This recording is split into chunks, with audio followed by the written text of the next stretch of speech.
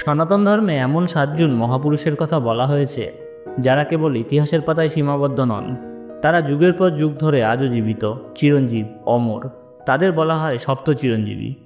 7জন চিরঞ্জীবীর মধ্যে পঞ্চমজন হলেন কুলগুরু কৃপাচার্য। আজ আমরা জানব সপ্ত চিরঞ্জীবীর মধ্যে পঞ্চম কৃপাচার্যর কাহিনী।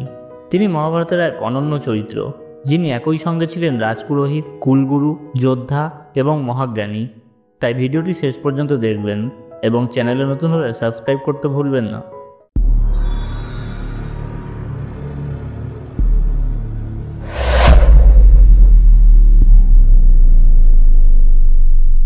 কৃপাচার্যের জন্ম এক বিস্ময়কর ঘটনায়। তার পিতা ছিলেন ঋষি সর্জন। একদিন ঋষি শিকার করার সময় একটি হরিণীকে আহত করেন। হরিণীটি তখন সন্তান সম্ভবা ছিল। মৃত্যুর আগে সেই হরিণী দুটি শিশু জন্ম দেয়, এক পুত্র ও এক কন্যা। ঋষি সর্জন তাদের উদ্ধার করে লালন করেন। পুত্রের নাম রাখেন কৃপ আর কন্যার নাম কৃপি। এই কৃপি পরবর্তীতে পরিচিত হন কৃপাচার্য নামে। ঋষি সর্জন শিশুদের নিয়ে উপস্থিত হন হস্তিনাপুরে। সেই সময় হস্তিনাপুরের রাজা ছিলেন মহারাজ শান্তনু। তিনি শিশুদের প্রতিভা দেখে তাদের রাজসভায় স্থান দেন। কৃপ ধীরে ধীরে বেড়ে ওঠেন এবং ক্ষত্রিয় বিদ্যা, ধনুর্বিদ্যা ও শাস্ত্রে পারদর্শী হয়ে ওঠেন। রাজকুমারদের শিক্ষার জন্য তিনি নিযুক্ত হন। অতএব কুরুবংশের সমস্ত রাজপুত্র ভীষ্ম, দ্রোণ, কৌরব ও পাণ্ডব সবারই তিনি ছিলেন আচার্য। কৃপাচার্য ছিলেন অত্যন্ত সংযমী, জ্ঞানী ও নির্লোভ মানুষ। তিনি কখনো পক্ষপাতিত্ব করতেন না। কুরুক্ষেত্রের মতো মহাযুদ্ধে একপক্ষীয় না হয়েও তিনি কৌরবদের সঙ্গে দাঁড়ান, কারণ তিনি ছিলেন কুরুবংশের রাজগুরু। কিন্তু তার মনের গভীরে সর্বদা সত্য ও ধর্মের প্রতি শ্রদ্ধা বিরাজ করত। কুরুক্ষেত্র যুদ্ধ শুরু হলে কৃপাচার্য কৌরবদের পক্ষে অংশগ্রহণ করেন। তিনি ছিলেন দুর্যোধনের সেনাপতিদের একজন। তার যুদ্ধকৌশল, ধনুর্বিদ্যা ও জ্ঞান তাকে দেবতুল্য মর্যাদা দেয়। কিন্তু কৃপাচার্যের জীবনে সবচেয়ে বড় বৈশিষ্ট্য হল যুদ্ধ শেষে তিনি ছিলেন অমরদের একজন। মহাভারতের প্রলয়েও তিনি ধ্বংস হননি।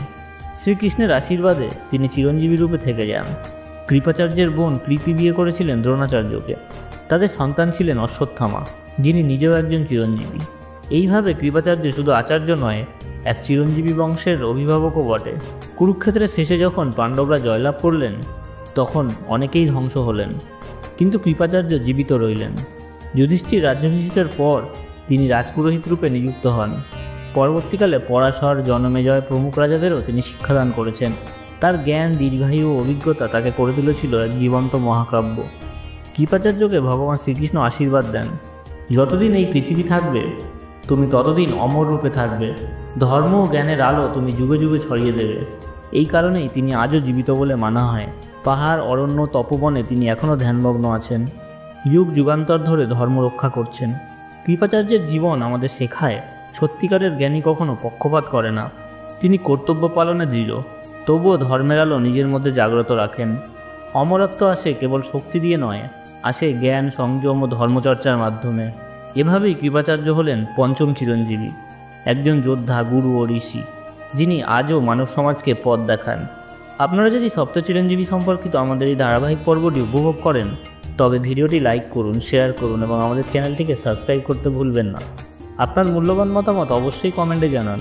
তাহলে দেখা হবে পরের ভিডিওতে, যেখানে আমরা জানব ষষ্ঠ চিরঞ্জীবী পরশুরামের মহাকাহিনী।